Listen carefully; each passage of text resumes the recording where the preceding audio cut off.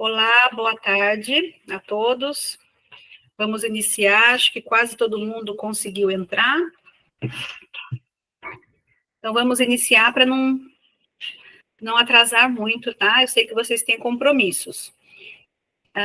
Eu vou iniciar, então, eu vou passando pela legislação e vou explicando para vocês. Eu gostaria de pedir para que, se vocês pudessem, anotar as dúvidas, para que no final, né, eu vou explicar os dois, tanto o domicílio judicial eletrônico, quanto o domicílio eletrônico trabalhista. Então, ao final de cada assunto, eu gostaria de abrir aí para as perguntas. Então, se vocês puderem anotar, para ao final fazer as perguntas referente ao assunto, eu acho que talvez seria mais proveitoso, porque daí até alguns responderia, algumas dúvidas, né, de um ou de outro, responderia dos demais, tá bom? Bem, acho que a maioria me conhece, eu sou Regiane Dourado, sou advogada do Sete Carso, né, e de tempos em tempos a gente faz aqui algumas palestras, né, workshop, etc., para falar de alguns assuntos relevantes para vocês, tá? Então, nesse momento, nós enviamos comunicações e etc., né, mas eu creio que poucas empresas aderiram a ao cadastro poucas empresas aderiram ao cadastro, né, nesses domicílios eletrônicos, então eu vi a necessidade de estar falando um pouco mais e falar da relevância dos riscos que as empresas correm, tá, não tomando essas providências, tá ok? Vocês conseguem ver a apresentação? Todo mundo consegue ver a apresentação? Então, ótimo. Bom, inicialmente, eu vou falar do domicílio judicial eletrônico, tá? Que esse domicílio trata-se do seguinte: ele consta já no Código de Processo Civil, tá? Então, desde que houve uma alteração em 2021 no Código de Processo Civil, que é o código que estabelece o quê? As normas da legislação civil para todos nós, tá? Ela é válida para todos nós. Então, todos nós estamos sujeitos a essa legislação. Então, empresas, pessoas físicas e etc. Tá? Então, ela tratou o quê? Ela tinha uma outra norma, tá? E que anteriormente falava que nos processos judiciais a citação ela ocorria de algumas formas lá. Então, tem a citação por correio, por oficial de justiça, em cartório, por edital e por outros meios eletrônicos. Isso era a previsão anterior. Então, esse código, como se eu não me engano, é de 2002, ele tinha essa previsão. Tá? Então, em 2021, pela Lei 14.195, esse texto foi alterado. Tá? Então, desde 2021, esse texto já constou com essas alterações e essa norma já deveria estar em vigência. Por que, que ela demorou para entrar em vigência? Porque ela dependia de uma regulamentação que foi feita posteriormente e que, claro, como é uma modificação muito grande, muito relevante, que pode prejudicar muito os nossos clientes, vários órgãos, né, como a OAB e outras empresas, etc., que recorreram, reclamaram dessa circunstância, porque poderia ser prejudicial, né, bastante prejudicial. Então, houve toda uma alteração na regulamentação, para quê? Para garantir que todos tivessem conhecimento disso, da regulamentação, do que fazer, de como fazer, para que ninguém fosse pego de surpresa e nem sofresse aí alguma revelia. Então, por conta disso que houve essa modificação e essa demora na efetiva utilização desse sistema, tá?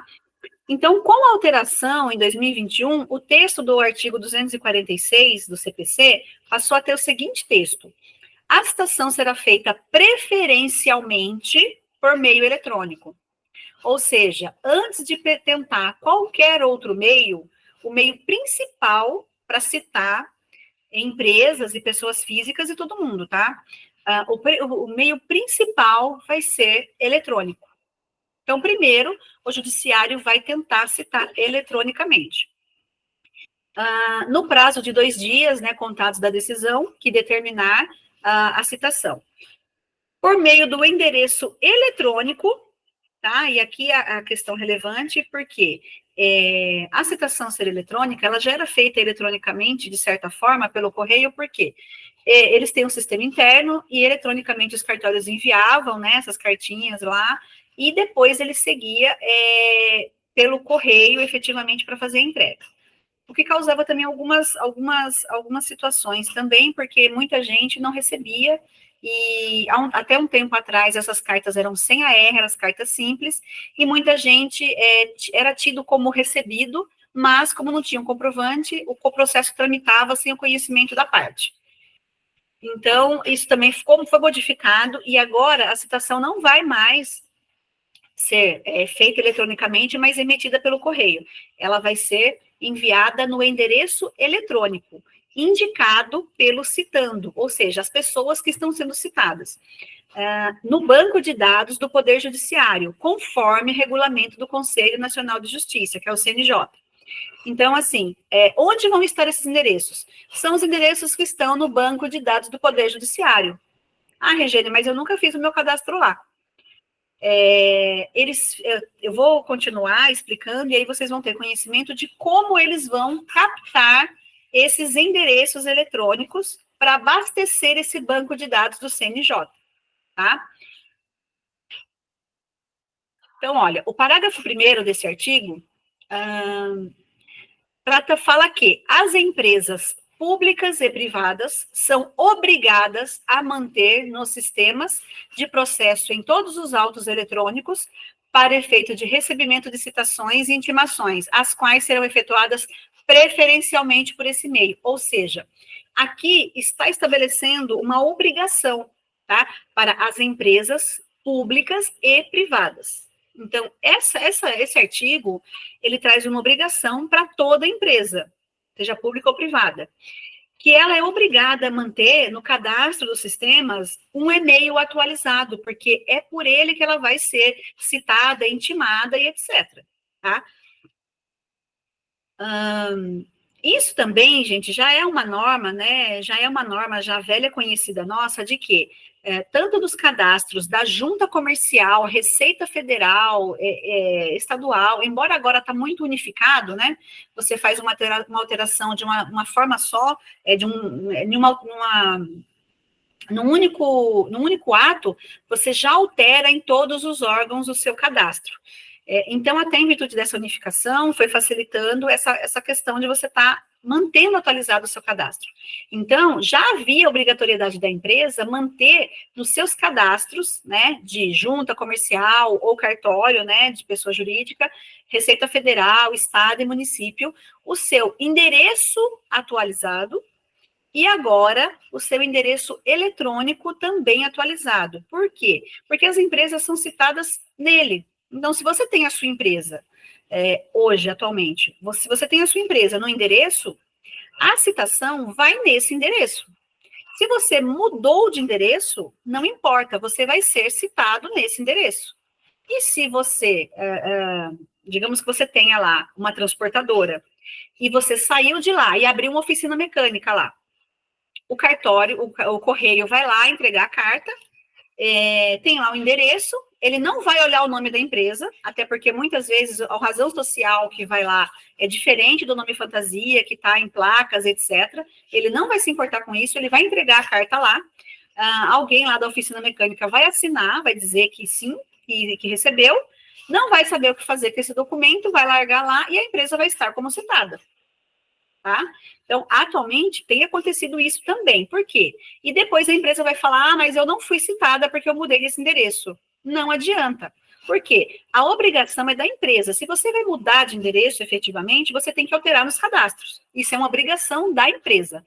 Então, atentem para isso também. E agora, vocês têm essa nova obrigação de quê? De manter atualizado não só o endereço físico, mas o endereço eletrônico também, tá? Esse parágrafo 1º A, ele foi inserido posteriormente, porque ele não existia, tá?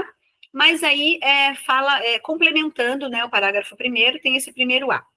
A ausência de confirmação em até 3 dias úteis, contados do recebimento da citação eletrônica, implicará na realização de citação. E aí sim, ele traz uma segunda forma de citação, que são esses outros formatos, como era antigamente. Correio, oficial de justiça, escrivão, né, pela secretaria, se a pessoa comparecer no cartório, ou por edital. Então, assim, Regina, então não precisa me preocupar, porque se eu não receber por lá, depois eles vão me citar de outra forma. Veja, quem decide a forma de ser citado é o juiz, tá? Nós não sabemos efetivamente qual vai ser o entendimento do juiz, que ele pode considerar que como está, e a parte vai comprovar. Excelência, o endereço dele atualizado é esse. A obrigação de manter atualizado é dele. Ele manteve esse e-mail, nós citamos nesse e-mail. O juiz pode até considerar que você foi citado e tramitar o processo. Ou ele pode determinar, olha, não estou convencido de que esse e-mail foi realmente recebido, eu quero que cite novamente. E aí sim ele vai dar um outro despacho pedindo para citar novamente. E até aí, ok. Mas nós vamos ver a implicação disso também, que não é agradável. Parágrafo 1º B, que também foi inserido, e deixa eu ver se eu consigo aumentar aqui. Aí. Melhorou a apresentação? Acho que ficou um pouquinho maior, né? Então, o parágrafo 1º B fala o quê? Que na primeira oportunidade de falar nos autos, o réu citado nas formas do inciso 1º, 2º, 3º e 4º do parágrafo 1º A, que é aquele correio, cartório e etc., né? Oficial de justiça, etc. Quando ele for citado por outro meio que não eletrônico, na primeira oportunidade que ele falar nos autos, ele deve apresentar uma justa causa para ausência de confirmação do recebimento da citação enviada eletronicamente. Aí, digamos que você arruma um advogado, o advogado não tem tanta prática e nem tem conhecimento dessa norma, e ele apresenta simplesmente uma contestação. E não justifica, não coloca uma justa causa para dizer por que ele foi intimado de outra forma e está manifestando somente agora. Isso pode acarretar na revelia. Porque se ele perder a primeira oportunidade de nos autos dar uma justificativa, é tarde demais. Simplesmente o juiz não vai considerar, se você não der essa justa causa, ele vai considerar a revelia. Porque ele vai considerar que você já foi intimado do outro meio anterior, se você não der uma justificativa para esse daqui. Agora, que justificativa você pode dar? Que justificativa que você pode dar? Que acarrete aí para que supra essa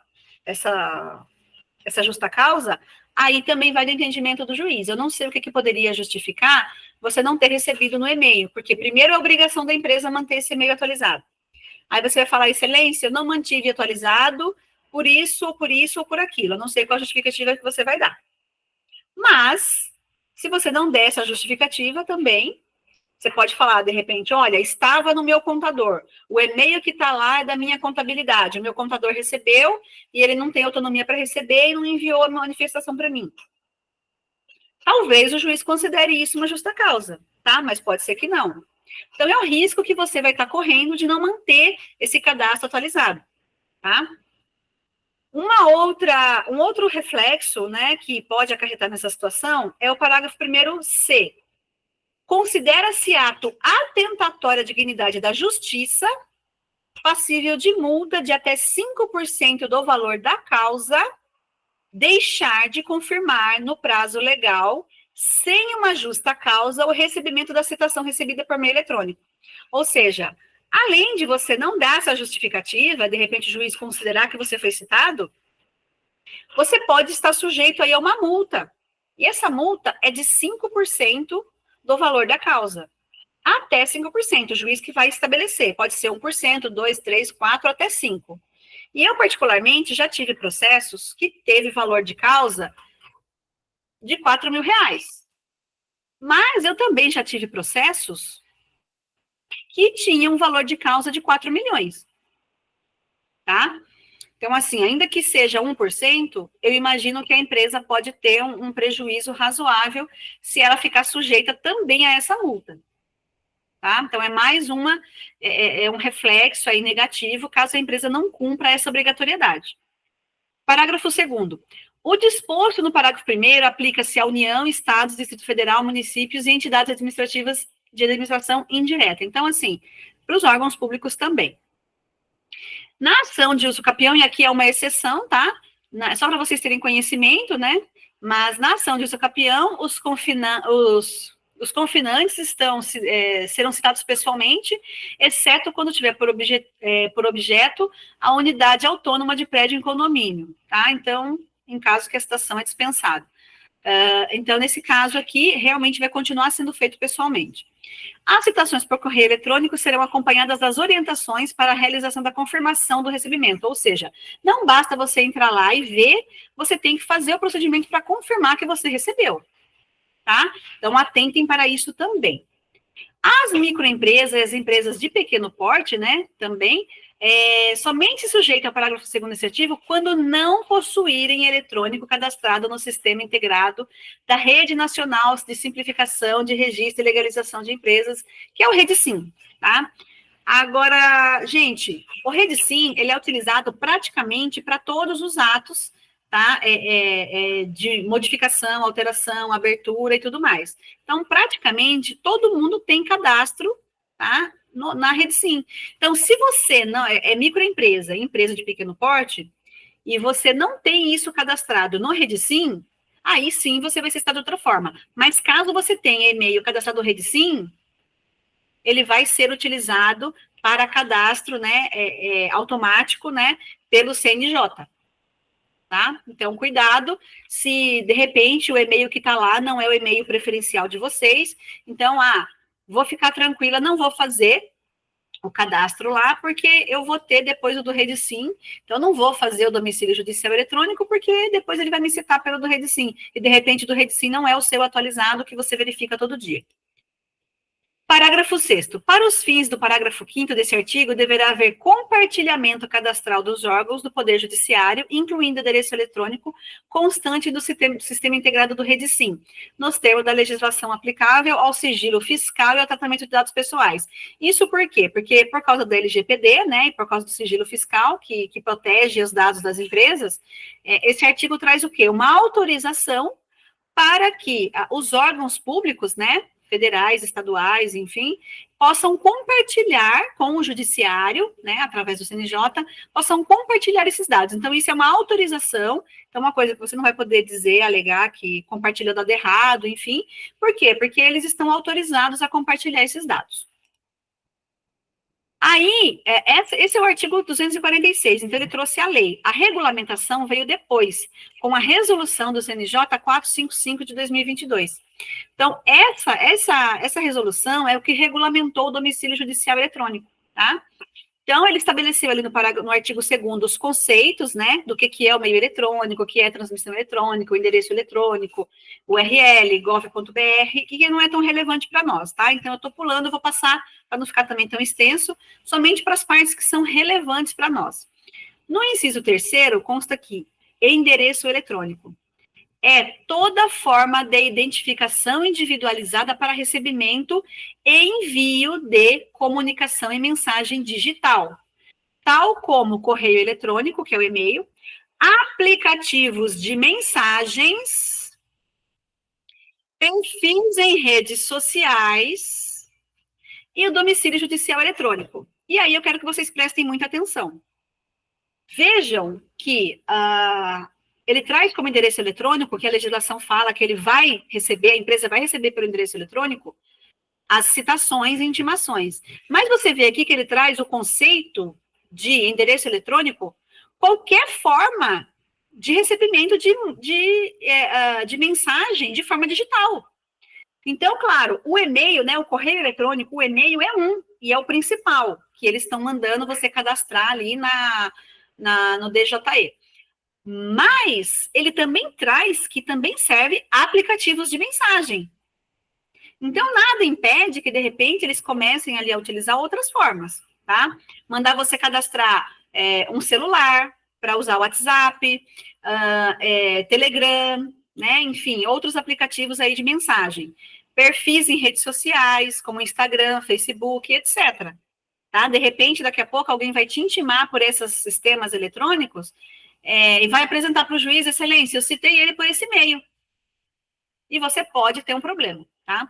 E o último é o domicílio judicial eletrônico, que é esse que ele está trazendo como principal. E se você colocar os seus dados lá, pronto. Se você colocar os seus dados lá e colocar um e-mail atualizado, um e-mail que a empresa sempre acessa e que a pessoa está ali atenta para receber e passar as informações para quem quer que seja, pronto, está resolvido o problema. Senão você pode ser surpreendido negativamente, sendo citado aí de alguma forma eletrônica que a legislação permita e que você não tem conhecimento. Porque eu duvido que muita gente, todo mundo tem um Instagram. As empresas todas têm Instagram. Mas você fica olhando todas as mensagens que chegam no seu direct? Eu duvido muito, né? Então, muito cuidado com isso, gente. É um assunto muito sério e que você vê, pelo tempo que a gente está divulgando e para ter aí um pouco menos de 20 pessoas, né? Assim, as pessoas não estão dando a importância que tem ao assunto. E depois vai chegar processo que a pessoa foi revel, foi intimada, foi condenada lá 1 milhão, 2 milhões, e não sabia de nada, o cara está pedindo um monte de coisa que não tem cabimento. E ok, porque nos pedidos, todo mundo pede mesmo coisas, excesso, né, de pedidos. Mas, se você não se defender deles, você pode rapidamente quebrar vários desses pedidos. Mas, se você se manifestar. Se você não se manifestar, você pode ser condenado na integralidade, todo pedido absurdo que ele tiver. Um dano moral de 50 mil, de 100 mil, tá? Então, muito cuidado e muita atenção. O artigo 3º não tem relevância para nós, aí eu pulei alguns. O artigo 10 é um que tem relevância para nós, tá? A comunicação oficial dos atos processuais por meio eletrônico observará o disposto nesta resolução. Ah, então, a comunicação oficial atende o que tem nessa resolução, inclusive quanto às redes sociais e aplicativos de mensagens. Artigo 15. O domicílio judicial eletrônico, originalmente criado pela resolução do CNJ 234, passa a ser regulamentado pelo presente ato normativo. Então, ele já havia tido uma tentativa de regulamentar desde 2016, mas aí elas foram sendo revogadas, não conseguiram implementar, e por isso passou a ser aplicado por essa agora, a 455 do CNJ. Constituindo ambiente digital integrado ao portal de serviços para a comunicação processual entre os órgãos do Poder Judiciário. Todo o Poder Judiciário, gente, tá? Justiça Federal, Justiça Trabalhista, tá? A Justiça Estadual Civil, tá? Para todo mundo vai poder ser utilizado esse domicílio. Parágrafo único. É obrigatória a utilização do domicílio judicial eletrônico por todos os tribunais, que eu acabei de falar, todos os tribunais estão utilizando ele agora. O cadastro, o artigo 16, o cadastro no domicílio judicial eletrônico é obrigatório para a União, para os estados, Distrito Federal, municípios, para entidades de administração indireta e para empresas públicas e privadas, que somos nós, as empresas privadas, para efeito de recebimento das citações e intimações, conforme o artigo 246.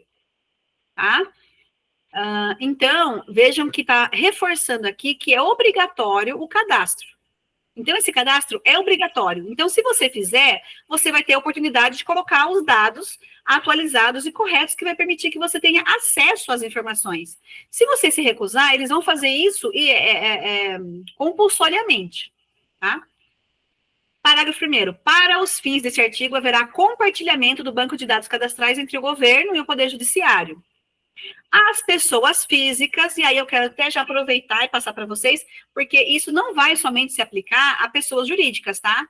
Já começou o cadastro das pessoas físicas também. As pessoas físicas, nos termos do artigo 77, inciso 7 do CPC, poderão realizar o cadastro, tá? Por enquanto, eles estão, assim, facultativo, tá? Para efetuar as consultas públicas, bem como recebimento de citações e intimações, ali pelos meios de sistema de login, tá? Via autenticação pelo GOV, todo mundo tem senha do GOV atualmente, tá? Do Poder Federal, com nível de conta prata ou ouro. Então, se você tiver a conta bronze, você não vai conseguir acessar. Você vai ter que evoluir a conta do GOV para o prata ou ouro. Por enquanto, o cadastro de pessoa física está facultativo, mas em breve a gente vê que, pelo caminhar da situação, vai acabar obrigando as empresas e as pessoas físicas também a fazer isso daí, tá? Por enquanto, eu estou falando do domicílio judicial, tá, gente? Mas depois eu vou falar do domicílio trabalhista também, que é tão importante quanto o judicial, talvez até mais, tá? Por autenticação do certificado digital, então as pessoas físicas que tiverem certificado digital também poderão fazer o cadastro. O parágrafo 3º, o disposto no caput aplica-se ao Ministério Público, à Defensoria Pública, à Advocacia Pública, ou seja, não só as empresas, né, mas o Ministério Público, todo mundo vai usar esse sistema para citações e intimações. Artigo 17. O disposto no artigo 16 não se aplica às microempresas e empresas de pequeno porte que possuírem endereço eletrônico no RedSim, que vai utilizar o mesmo, está reforçando o que está no 246, tá? Parágrafo 1º. O endereço eletrônico previamente cadastrado na RedSim pelas microempresas e empresas de pequeno porte será aproveitado para o que estabelece o artigo 15. As microempresas e empresas de pequeno porte que não possuírem o cadastro integrado na RedSim ficam sujeitas ao cumprimento do artigo 16, tá? Que é o quê? Se cadastrar no domicílio judicial eletrônico. Então, ou ela vai ter o aproveitado do RedSim, ou ela vai ter que se cadastrar no domicílio judicial eletrônico. Artigo 18. O domicílio eletrônico será utilizado exclusivamente para citações por meio eletrônico de comunicações processuais que exijam vista, ciência ou intimação das partes e terceiros. E, gente, a citação e a intimação, ela serve para quê? Ela não é um comunicadinho qualquer. Esses atos são atos para você se manifestar no processo, se manifestar para alguma coisa, para alguma finalidade. Então, esse ato é um ato muito importante e muito relevante, porque ele vai obrigar você a se manifestar. Ele vai estar falando, um fulano entrou com processo contra você e você tem 15 dias para responder. Então, você vai ter que atentar para o conteúdo dessa intimação da citação, porque ela vai trazer um ato para você fazer, um ato para você praticar. E geralmente vai ter um prazo. E se você não cumprir esse prazo, você pode ficar sujeito às penas. Artigo 19. A identificação do domicílio judicial eletrônico será feita pelo número de CPF ou CNPJ que é mantido junto à Receita Federal. Artigo 20. O aperfeiçoamento da comunicação processual por meio eletrônico, com a correspondente abertura do prazo, ocorrerá no momento em que o destinatário, por via do portal de serviços ou por integração automatizada, obtiver acesso ao conteúdo da comunicação. Ou seja, quando você abrir.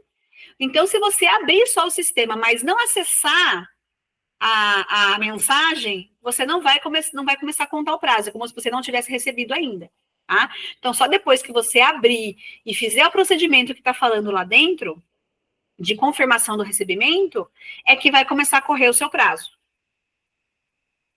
Então, se você só abrir o sistema, vê lá, tem 5 mensagens que chegou, mas você não abrir nenhuma mensagem, o seu prazo não começará a correr e você não será considerado intimado ainda, ou citado. Somente depois que você abrir a mensagem que isso vai começar a ocorrer de fato.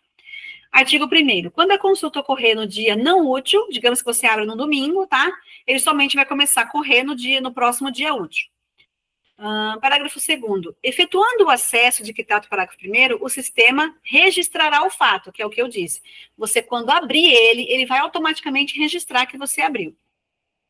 Para os casos de citação por meio eletrônico, não havendo aperfeiçoamento, ou seja, você não abrindo ela em 3 dias úteis, contados do envio da comunicação, o sistema gerará automaticamente as informações de ausência de citação. Ele vai falar que você não foi citado e vai começar a fazer a citação de outra forma. E aí você fica sujeito àquelas penalidades que a gente falou, de o juiz de eventualmente considerar você citado, e aplicar revelia, ou o juiz mandar fazer um outro tipo de citação e você ter que fazer a justificativa. E se você, na primeira oportunidade, não colocar essa justificativa, você pode daí ficar sujeito a multa de 5% do valor da causa.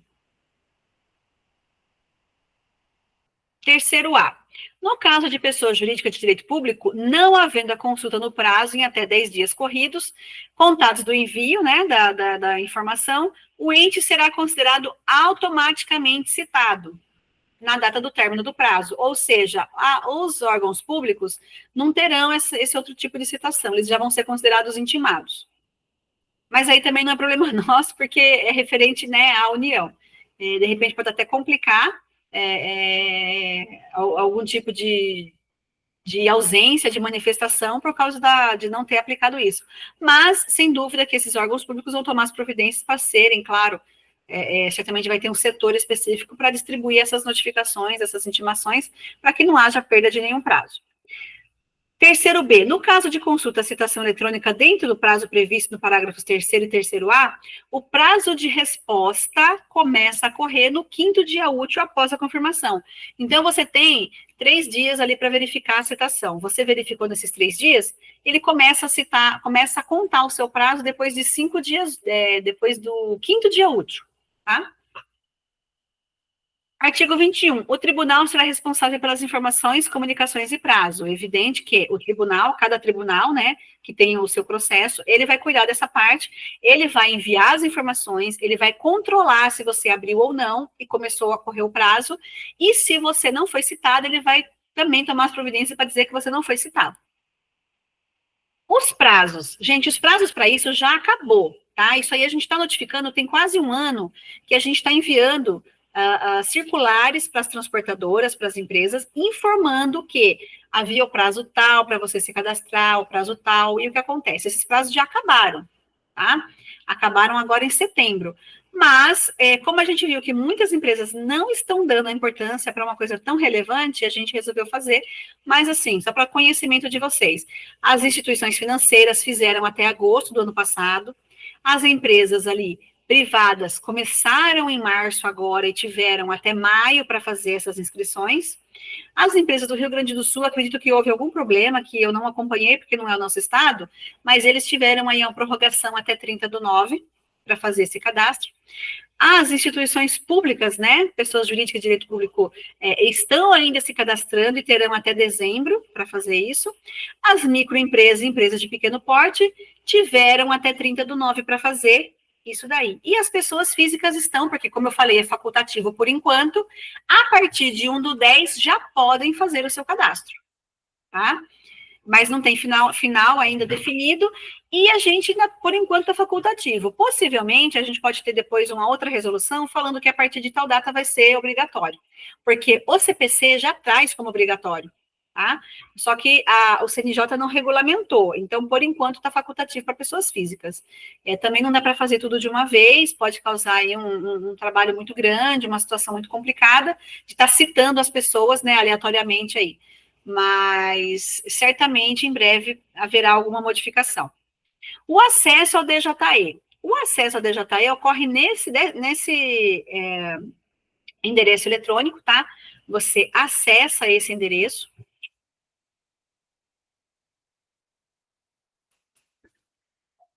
E aí você vai ser direcionado para a página inicial, que é essa plataforma, tá? Aqui você vai ter essa plataforma digital do Poder Judiciário. Você vai entrar com o seu CNPJ e com a senha, isso se você fizer o cadastro com senha. Mas você pode ali entrar com o seu GOV, tá? Porque você vai precisar de uma certificação. Por que que precisa dessa certificação? Porque, gente, como é um meio oficial de citação, para ele considerar, ele tem que entender que é você pessoalmente que abriu a mensagem. A senha, não sei se vocês lêem, ninguém lê, né? A legislação ali que fala da confidencialidade, que o certificado digital é de uso pessoal. Quando você vai fazer o seu certificado digital lá com o pessoal da CertSign, né, ou qualquer outra empresa, né, que faz o certificado digital, você assina um termo que fala que você não vai compartilhar nem a sua senha, tá, nem o seu certificado com ninguém. E que sempre que você assinar, ou seja, você utilizar o seu certificado com a sua senha pessoal, é você pessoalmente que está assinando. Ou seja, veja o quanto isso é sério. Se você abrir isso e ele vai identificar, você vai entrar com a sua senha, ou de certificado digital ou do GOV, que tem a mesma norma aqui do certificado digital. A senha do GOV também é pessoal e intransferível. Ela é considerada como se você pessoalmente estivesse ali abrindo e fazendo os atos. Então, quando você entra aqui, ele já entende que é você pessoalmente. Todos os atos que você fizer lá dentro é considerado como se você fizesse pessoalmente cada ato. Se você fizer um requerimento, um envio de um documento, envio de uma mensagem, ele vai achar que é você pessoalmente. Então, muito cuidado, não compartilhem, não passem, façam isso pessoalmente para vocês evitarem problemas, tá? Então, você vai entrar ali com o seu GOV, com o seu certificado, enfim, e aí ele vai aparecer essa tela. Veja que no canto superior direito ali está Regiane Dourado, que é o meu nome, porque eu entrei, né, com o meu certificado. Ele já sabe que sou eu que estou dentro aqui do ambiente do domicílio judicial eletrônico, e ele vai ter aqui, selecione qual serviço você quer fazer, você pode selecionar aqui, aqui está no Minhas Comunicações, mas eles têm Minhas Comunicações, meus representados, porque eu posso cadastrar pessoas que eu represento, e aí eu vou receber essas intimações pela pessoa, tá? Inclusive, eu acredito que o Everton, né, deve estar ouvindo aí. De repente, Everton, aquele caso que a gente conversou esses dias, inclusive hoje de manhã, pode ser que ele já cadastrou essa empresa como representada dele. E aí ele pode por aqui também receber as intimações das empresas que ele representa, tá? Então, eu posso cadastrar aqui pessoas que eu represento e tem aqui, claro, a Dourado Ercolim Advogadas, que é a empresa, a pessoa jurídica, que eu represento também. Então, ele já sabe, porque está no meu CPF, né? Eu estou como representante também, tanto eu quanto a minha sócia, estamos como representantes da empresa. Então, assim, quando a gente entrar, vai aparecer as empresas que a gente está vinculada. Vai ter um termo de adesão, você rola até o final, põe que aceita, porque senão você não vai poder utilizar o sistema. E aí você vai estar aqui, você vai entrar aqui nos seus dados cadastrais, ele vai puxar alguns dados e você vai poder colocar alguns outros aqui e colocar o seu e-mail, o e-mail de cadastro que você quer que ele tenha. No caso aqui, eu coloquei o meu pessoal de pessoa física, tá? Porque eu quero receber os meus pessoalmente de pessoa física, tá? Mas a Dourado Ercolim já está cadastrada com o CNPJ dela no e-mail nosso comercial, que é o que eu indico para você fazer. As pessoas jurídicas coloquem o e-mail comercial da empresa. E os seus pessoa física, você coloque no seu pessoal. Porque, de repente, se você não abrir o e-mail da pessoa jurídica, uma outra pessoa pode abrir e notificar e falar, olha, eu recebi o e-mail, eu vi o e-mail, tem que tomar alguma providência, tá? Então, isso facilita também. Depois que você acessar, cadastrar, você vai ter aqui a comunicação processual. No meu caso aqui, como eu sou uma pessoa física, tem só comunicação processual. Eu não tenho nenhum processo, tá? Na minha pessoa física, então eu não vou ter nenhuma comunicação, tá? Veja que eu não tenho aqui, todas as comunicações está zero, prazos, tá? Em curso, prazos encerrados, mas o meu está tudo em zero porque eu não tenho nenhum processo. Mas por aqui você vai ter um controle dos prazos que você vai ter processos judiciais, tá? Então ele vai funcionar desta forma. E aí você pode alterar, que nem eu alterei aqui, ó, para Dourado Ercolim, que é uma pessoa jurídica, veja que ele tem mais campos. Aqui eu estou dentro do ambiente da Dourado Ercolim, pessoa jurídica. Então, tem, além de comunicação processual, eu posso acessar filiais, coligadas, os administradores. Pelos administradores, eu vou conseguir acessar tanto o meu cadastro quanto da doutora Danila. Gestores de cadastro, eu posso colocar uma outra pessoa para fazer a gestão desse cadastro, tá? Empresas grandes vão fazer isso. Ela pode colocar aí advogados, administradores, outras pessoas para poder receber essas comunicações para ela e colocar os prepostos, pessoas que podem ali representar ela com uma procuração quando ele não é sócio ou não é administrador, tá? Então, são essas opções que tem dentro do sistema. Tá? Agora eu vou abrir para perguntas, porque agora a gente vai entrar no domicílio eletrônico trabalhista, que é uma outra coisa que eu vou explicar para vocês.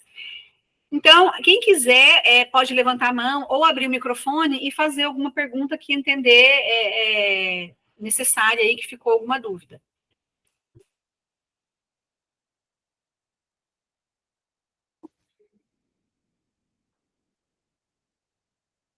Ninguém ficou com dúvida, gente? Que bom, hein? Sinal que eu estou explicando bem. Bem, então agora eu vou falar do domicílio eletrônico trabalhista. Ele é diferente por quê?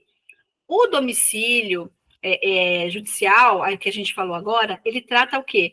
Dos processos judiciais. Você viu que toda hora eu estava falando do CNJ, do tribunal, vinculado a algum tribunal, os órgãos públicos vão compartilhar as informações com o tribunal. Por quê? Trata tudo de processo judicial, a justiça. E é claro que isso é muito importante, muito relevante, porque trata-se ali do patrimônio de vocês. Vocês podem ter uma condenação, uma revelia, algum problema, alguma multa, e isso vai refletir no patrimônio de vocês, tá? E para vocês, a gente sabe, quem teve aí condenação à revelia, condenação de alguma coisa que considerou indevida, quem foi inserido posteriormente, porque muita gente transita, tem um processo, que era de uma outra empresa do grupo, e depois não participou do processo de conhecimento e foi inserido depois na execução. E a pessoa não ficou sabendo, quando foi ver, já estava tendo bens penhorados. E aí que ela veio descobrir que efetivamente estava ali inserida no processo, sendo que ela nem participou do primeiro processo de conhecimento.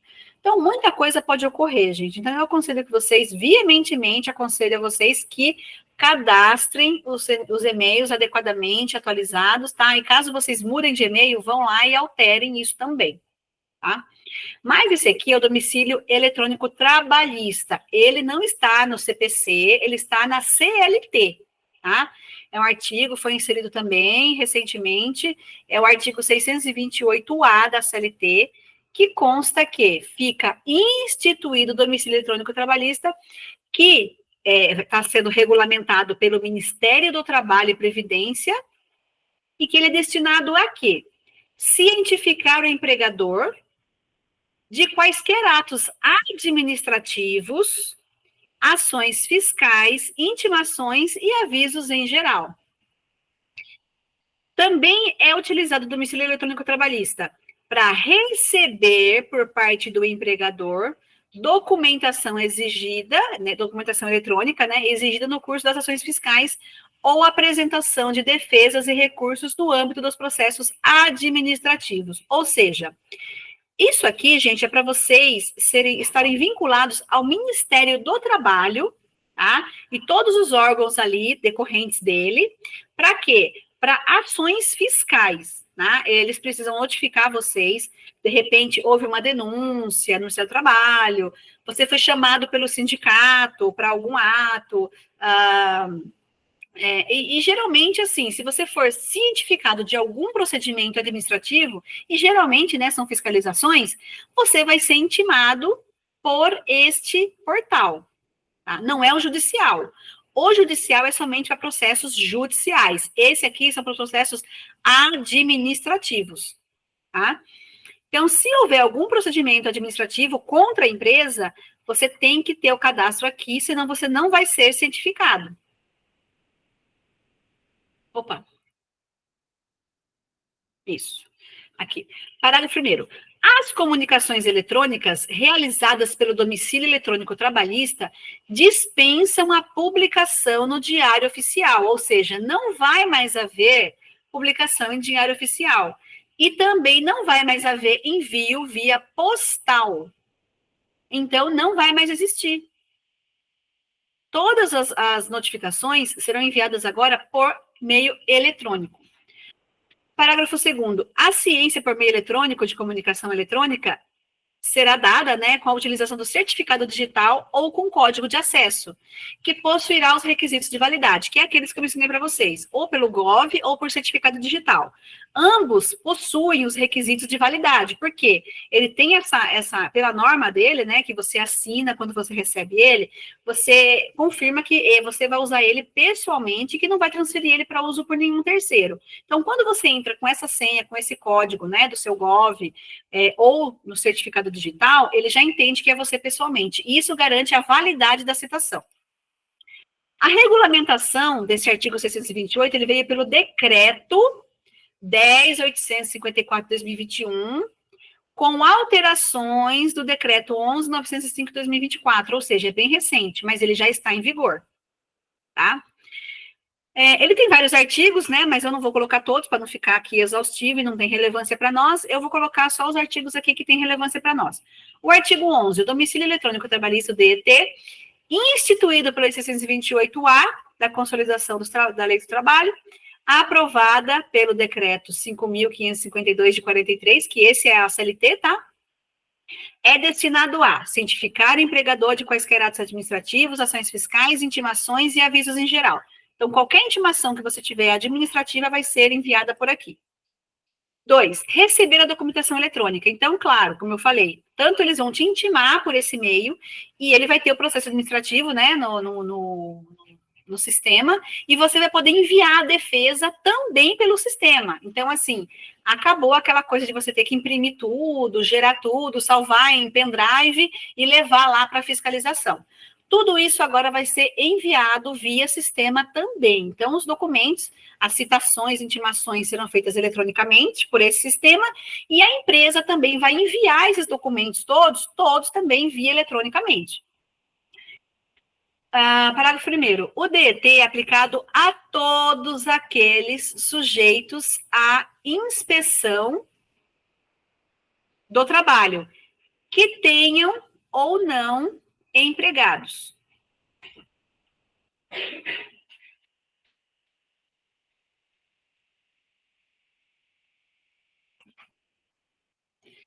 Ou seja, o DET, ele é aplicado não só para quem tem empregado, ou seja, você tem um CNPJ, você é passível de fiscalização, você tem que ter o cadastro lá, tá? Você não pode deixar de ter esse cadastro. Ah, mas eu não tenho funcionário. Não importa. Se você é passível ali de ser empregador, você tem ali um CNPJ, faça o seu cadastro. Porque, de repente, você tem ali algum prestador de serviço que vai te denunciar para o Ministério do Trabalho, enfim, fazer algum procedimento, e você acha que não tem funcionário registrado, tem um prestador de serviço, ou sei lá o quê, e você acha que você nunca vai ser intimado pelo Ministério do Trabalho, e de repente você precisa ser intimado, e você vai ser intimado querendo ou não. Então, tendo empregado ou não, faça esse cadastro. Parágrafo 2º. As comunicações eletrônicas de que trata o parágrafo 1º, do artigo 628-A da CLT, serão realizadas por meio do DET, ou seja, qualquer comunicação eletrônica, avisos, citações, intimações, né, ofícios, enfim, quaisquer comunicações serão realizadas agora pelo DET. Inclusive, gente, alterações de normas. Tá? Eles vão mandar essas comunicações para vocês através de lá. Então, depois você não pode falar, mas eu não sabia que modificou isso. Né? O PCMSO, teve uma modificação do PCMSO que antes os exames toxicológicos, se eu não me engano, não faziam parte do PCMSO, e agora faz. Então, teve uma modificação. Por onde vai ser notificado isso? Certamente, modificações e alterações e qualquer coisa vai ser cientificado por esse meio. Então, se você não tomar conhecimento, você não vai poder dizer que não sabia, porque ele vai chegar por esse meio. Parágrafo 3º, as comunicações eletrônicas, né, de que trata o parágrafo 2º, dispensam a publicação do Diário Oficial, ou seja, não vai ter mais Diário Oficial. Na verdade, o Diário Oficial, a tendência dele é se extinguir, né? E também não vai ter mais por via postal, não vai mais haver nenhum tipo de comunicação dessa forma. Parágrafo 4º, o acesso ao DET ocorrerá utilizando a certificado digital ou código de acesso, né, ou autenticação por sistema oficial, como é o caso do GOV. Parágrafo 5º. A ciência das comunicações eletrônicas serão verificadas automaticamente por meio do DET. E a ausência da consulta da comunicação por parte do empregador, no prazo regulamentar, configurará a ciência tácita. Por que eu disse que esse aqui talvez é até pior do que o DJE? Porque o do Diário Judicial, ele exige que você entre lá e faça a confirmação de que você leu, para começar a contar o prazo. Esse aqui não. Se você abriu, se você não abriu, se você leu, se você não leu, não importa. Passou o prazo, considera-se citado ou intimado tacitamente. E para não deixar dúvidas, né, o parágrafo 6º traz o seguinte: a ciência das comunicações eletrônicas dos empregadores que não aderirem ao DET será presumida, ou seja, se você não se cadastrar lá, também não importa. Você vai ter a comunicação eletrônica presumida. Então, é nesse sentido que eu falei que esse aqui talvez está até um pouco pior do que o Diário de Justiça, né, o DJE.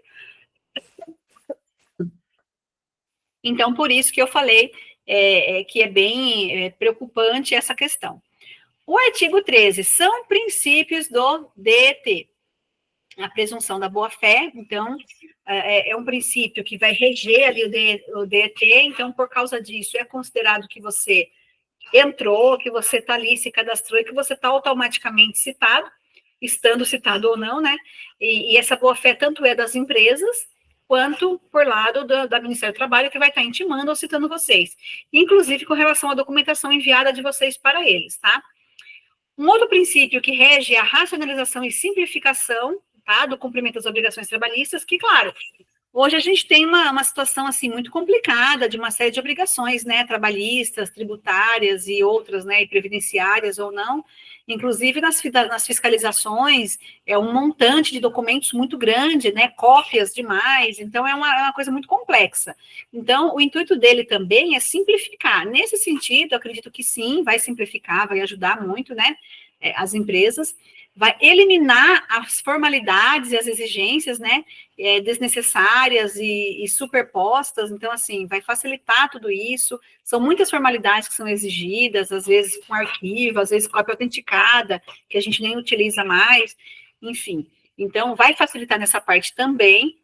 A padronização do procedimento e transparência, isso também vai facilitar, porque vai ter um padrão, né, isso vai facilitar, porque não vai ficar cada fiscal pede o que quer, né? Enfim, faz o procedimento da forma que quer. Primeiro eu quero as cópias da Cefip, depois eu quero as cópias da GFIP, depois eu quero a relação dos empregados, depois eu quero as guias. Aí o outro, não, primeiro eu quero as guias, depois eu quero isso. Então, assim, vai ter um padrão que vai formalizar isso, então isso vai facilitar também. E a transparência, porque como vai ser tudo eletrônico, tanto as informações que vierem do Ministério para nós, e das empresas para o Ministério, vai ficar tudo registrado. Os prazos que você enviou, quando você enviou, qual documento você enviou, qual não enviou, enfim. Então, isso também vai ajudar, né, nessa parte, porque você pode comprovar facilmente, não é? Que você fez tal ato, enviou tal documento tal dia e etc., que talvez ele não viu, não considerou, então vai ter essa parte também. Conformidade com a legislação trabalhista e previdenciária, claro, né, que vai estar tudo conforme a normatização. O artigo 15, o DET será regulamentado e disponibilizado gratuitamente pelo Ministério do Trabalho, tá? As funcionalidades do DET serão implementadas de forma gradual, conforme o cronograma estabelecido pelo Ministério do Trabalho. Então, assim, a princípio, eles têm uma utilização, tá? E depois eles vão implementando mais, tá? Por isso que está sendo gradual. Isso vai visar o quê? A redução dos custos, obviamente, né? O serviço digital vai tornar o atendimento mais ágil, contínuo, seguro, além de tornar desnecessário o deslocamento da presença, né, pessoal para entregar documentos requisitados, e as despesas, né, com retrabalhos e penalidades e falhas na comunicação. Sim, gente, quem já teve, protocolou documento no Ministério do Trabalho e foi extraviado? Muitas vezes, né? E se você não tem ali o protocolo que você entregou, o fiscal vai falar até que você não entregou. Mas aí o que acontece? Extraviou, ele não tem material e você tem que fazer tudo de novo, né? Então, isso vai, claro, eliminar essa questão. Às vezes, as empresas ficam em outras cidades e o posto de fiscalização fica aqui em Sorocaba, a pessoa tem que se deslocar, né? Enfim, tudo isso não vai ter. O acesso, né, ao DET também vai se dar nas contas, né, pelo Gov, também no nível prata e ouro. Contas bronze não vão poder acessar isso. Também poderá ser utilizado, né, por meio do sistema de procuração eletrônica, tá, com acesso ali de contadores e terceiros em nome do empregador. Então, você pode colocar procurações para essas pessoas representar vocês. No sistema, eu vou mostrar a tela para vocês, a gente já está caminhando aqui para o final, tá? Não se preocupe. Mas o sistema atual do DET, ele vai ter várias coisas ali que eu vou mostrar para vocês, mas principalmente o quê? Vai acessar os dados cadastrais, ele é muito simples, tá? Ambos os sistemas atualmente são bem simples. Eu acredito que os dois vão ser depois implementados com outras funcionalidades, mas no momento, tá? Tem os dados cadastrais, onde você vai poder consultar os dados, alterar os dados, colocar os contatos, né? Várias pessoas que você queira ali que acesse. Cada estabelecimento, né, deve cadastrar os contatos que vai receber por e-mail, os avisos, claro, obrigatoriamente no e-mail, porque você vai ser notificado no e-mail que você tem uma mensagem no DET. Aí você entra no DET para acessar qual é a mensagem. A caixa postal, você vai ter também lá a caixa postal, que é onde você vai armazenar essas notificações, tudo isso, né? As mensagens que você trocar com o pessoal de inspeção do trabalho. tratando-se de atos administrativos, ações fiscais, intimações, avisos, demais comunicações, vai ficar tudo ali, então você vai poder controlar na sua caixa de mensagem tudo isso. E a ciência dos prazos, né, que pode ser expressa pela leitura ou tácita pelo decurso do prazo. Porque como a gente viu aqui, não é obrigatório, né, a leitura para começar o prazo, o que é um perigo para nós, tá? Porque de repente você está ali correndo o prazo sem ter aberto sequer a mensagem. E vai ter o campo de notificações, que vai apresentar ali os conteúdos, né, das notificações recebidas, nos itens a serem apresentados, cumpridos ou não cumpridos, né, perante o pessoal de inspeção do trabalho. E nessa funcionalidade é possível você enviar, né, os documentos solicitados no curso da ação fiscal, tá? E fazer o acompanhamento da análise, então você vai poder acompanhar se já foi fiscalizado ou não foi fiscalizado, o fiscal já cumpriu ou não. O acesso ao DET é por meio desse endereço, tá?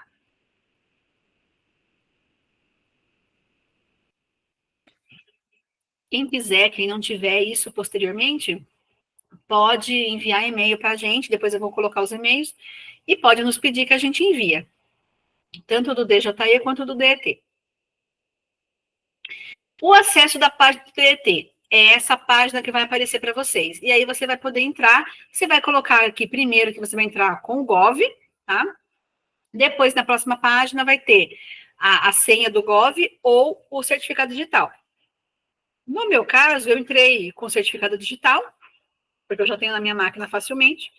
E aí ele vai entrar aqui com essa tela, eu já estou logada, essa é a próxima tela que vocês vão ter.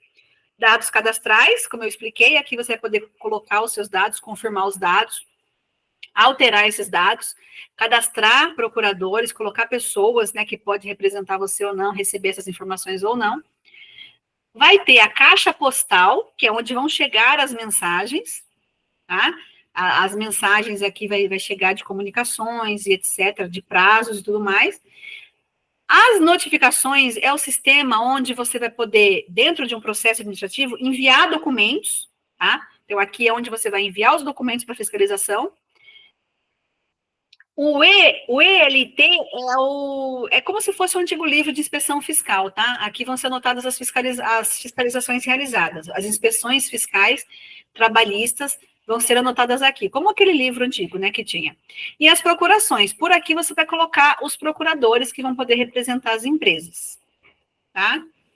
Então, essa é a tela que vai aparecer para vocês, então não precisa ficar todo preocupado, porque, como vocês viram, as telas são bastante simples, tá? São muito simples, são poucas informações por enquanto, eu acredito que, claro, depois eles vão colocar mais funcionalidades para facilitar, para agilizar e tudo mais, mas o principal, gente, que eu reitero para vocês, entrem nesses dois sistemas e façam o cadastro com o e-mail atual de vocês, para vocês não terem nenhum tipo de prejuízo, tá bom?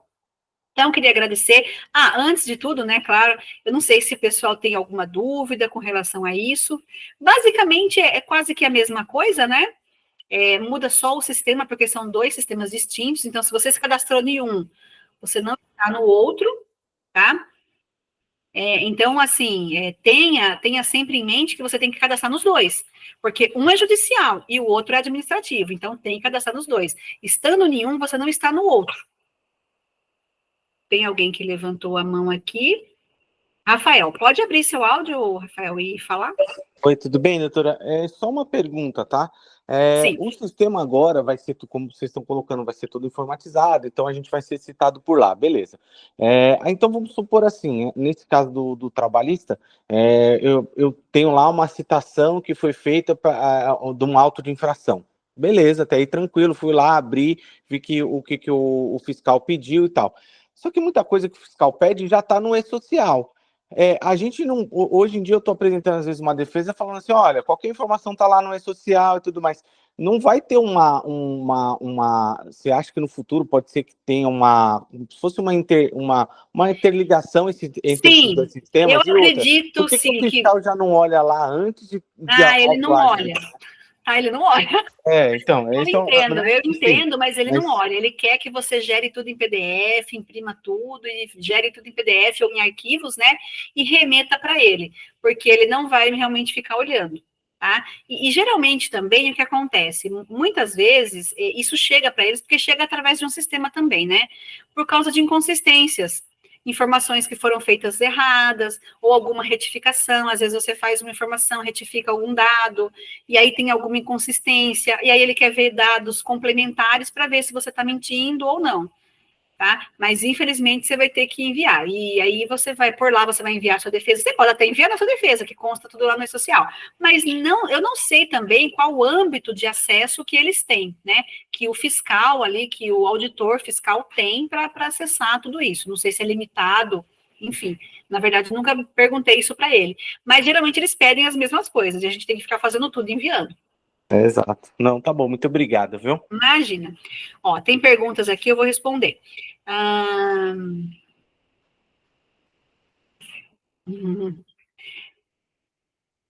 O Luciano. Existe alguma perspectiva de que seja criada alguma plataforma para notificações e movimentações dos processos trabalhistas? Olha, não temos nada nesse sentido, tá? A plataforma ali de notificações e movimentações dos processos. Essa plataforma é exclusivamente para intimar, citar, né? Não sei se vocês sabem, deve ter advogado aí, mas eu vou explicar. Citar é o primeiro ato, quando você não sabe ainda do processo. Então, quando você vai ser citado, é o primeiro ato. Então, o primeiro ato que o juiz define no processo é para citação de tal empresa. Beleza. Você vai ser citado, a partir daí você já vai ter conhecimento do processo. E aí você vai ter que constituir um advogado. A partir daí, o seu advogado vai acompanhar o processo, tá? Nesse sistema que tem aqui do DJE, você vai receber o quê? A citação, que é esse primeiro ato, para você constituir um advogado, e depois as intimações. Porque depois você vai ser intimado, por exemplo, intimado da execução. Se você não pagar no processo trabalhista, eles vão te intimar falando que foi penhorado algum valor na conta sua, tá? Então, alguns atos que é obrigatório fazer a citação ou a intimação, aí você vai receber por aqui, mas movimentação do processo não tem. Movimentação do processo você vai ter que, pelo seu advogado mesmo, tá?